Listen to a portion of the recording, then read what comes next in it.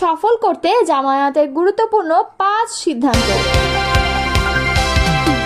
Doctor Zahid বলেছেন, নির্বাচন পেছানোর ষড়যন্ত্র চলছে। রিজভী মন্তব্য করেছেন, সরকারের উচিত জনগণের সেন্টিমেন্ট বুঝে নির্বাচন দেওয়া। সালাউদ্দিন আহমদ মন্তব্য করেছেন, সংবিধানের জুলাই অভ্যুত্থানকে স্বীকৃতি দেওয়া হবে। এতক্ষণ শুনছিলেন সংবাদ শিরোনাম, এবার বিস্তারিত। সোহরাওয়ার্দী উদ্যানে আগামী ১৯ জুলাই অনুষ্ঠিতব্য জাতীয় সমাবেশ সফল ও সুশৃঙ্খলভাবে বাস্তবায়নের লক্ষ্যে গুরুত্বপূর্ণ ৫ সিদ্ধান্ত নিয়েছে বাংলাদেশ জামায়াতে ইসলাম। মঙ্গলবার সকাল ১০টায় রাজধানীর একটি কার্যালয়ে দলের সেক্রেটারি জেনারেল ও সাবেক সংসদ সদস্য অধ্যাপক মিয়া গোলাম পরোয়ারের সভাপতিত্বে এক বৈঠকে এসব সিদ্ধান্ত নেওয়া হয়। সভায় উপস্থিত ছিলেন সহকারী সেক্রেটারি জেনারেল ও মিডিয়া বিভাগের প্রধান অ্যাডভোকেট এহসানুল হক মাহবুব জুবায়ের, কেন্দ্রীয় নেতা অধ্যক্ষ শাহাবুদ্দিন, ঢাকা মহানগরী দক্ষিণের আমির নুরুল ইসলাম বুলবুল, উত্তর আমির মোহাম্মদ সেলিম উদ্দিন, ইসলামিক দাওয়া সার্কেল মালয়েশিয়ার সভাপতি অধ্যাপক সাইফুল্লাহ মনসুর, মহানগর পর্যায়ের নেতাসহ শ্রমিক কল্যাণ ফাউন্ডেশন ও আইআরডি প্রতিনিধিরা। সভায় সমাবেশ সফল করতে গুরুত্বপূর্ণ ৫টি সিদ্ধান্ত নেওয়া হয়। ১. মঞ্চ নির্মাণ, সাউন্ড সিস্টেম, ব্যানার ও ডিজিটাল ডিসপ্লে সহ সব ধরনের কারিগরি প্রস্তুতি ১৮ জুলাইয়ের মধ্যে সম্পন্ন করা হবে। স্বেচ্ছাসেবক দলকে দায়িত্ব বন্টন করে মাঠে নামানো হবে এবং আগত জনসাধারণকে সব ধরনের সহায়তা দেবে। পানীয়, স্যানিটেশন, স্বাস্থ্যসেবা ও যাতায়াতের নিরাপত্তা ব্যবস্থা জোরদার করা হবে। আইন শৃঙ্খলা রক্ষাকারী বাহিনীর সঙ্গে সমন্বয় করে ট্রাফিক ও নিরাপত্তা নিশ্চিত করতে হবে। আইন শৃঙ্খলা রক্ষাকারী বাহিনীর সঙ্গে সমন্বয় করে গণমাধ্যম ও সোশ্যাল মিডিয়ায় সমাবেশের বার্তা ছড়িয়ে দিতে হবে এবং মিডিয়া উপকমিটি আরও সক্রিয় করা হবে। সভায় অধ্যাপক মিয়া গোলাম পরোয়ার বলেন, ২০২৪ সালের গণ অভ্যুত্থান ছিল ছাত্র জনতার আত্মত্যাগের প্রতীক। তাদের স্মৃতিকে সম্মান জানাতেই আমরা এই জাতীয় সমাবেশ আয়োজন করেছি। সুষ্ঠু গণতন্ত্র পুনঃপ্রতিষ্ঠার লক্ষ্যে দলীয় পরিচয়ের ঊর্ধ্বে উঠে দেশপ্রেমিক জনতাকে ১৯ জুলাইয়ের সমাবেশে অংশগ্রহণের আহ্বান জানাচ্ছি। জানা গেছে, জামায়াতে ইসলামীর ৭ দফা দাবির ভিত্তিতে এই সমাবেশ অনুষ্ঠিত হচ্ছে। দলের পক্ষ থেকে এটিকে ঐতিহাসিক গণজাগরণের রূপ নেওয়ার সম্ভাবনাময় একটি কর্মসূচি হিসেবে আখ্যায়িত করা হয়। আইন শৃঙ্খলা পরিস্থিতির অবনতি ঘটিয়ে নির্বাচন পেছানোর ষড়যন্ত্র চলছে বলে মন্তব্য করেছেন বিএনপি স্থায়ী কমিটির সদস্য ডাক্তার AZM জাহিদ হোসেন।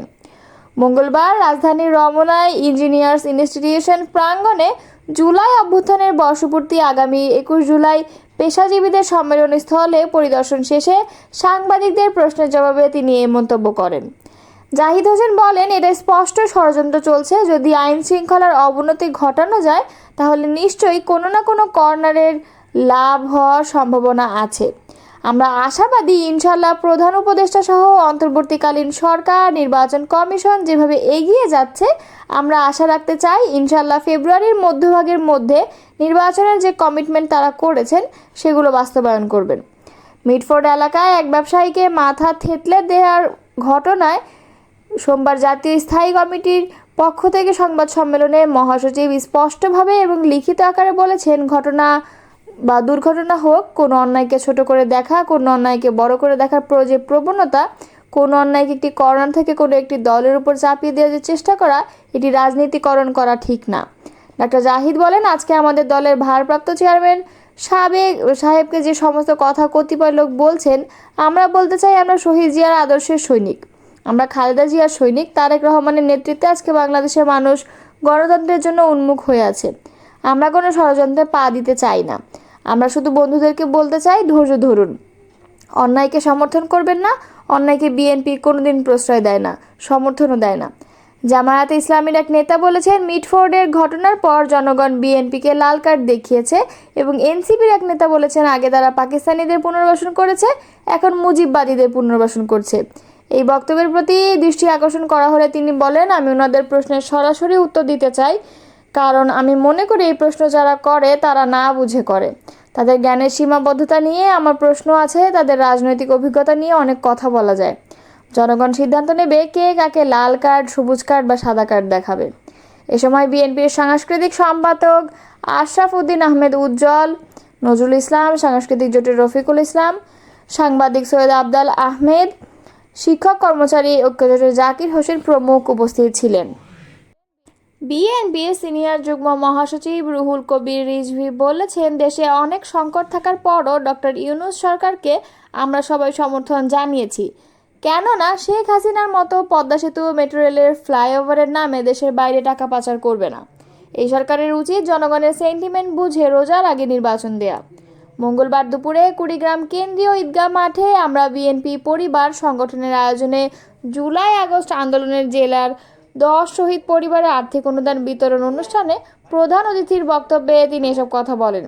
রিজভী বলেন, আমরা 16 বছর লড়াই করেছি আইনের শাসন ব্যবস্থা, ন্যায় বিচার ও একটা অবাধ সুষ্ঠু নির্বাচন হোক।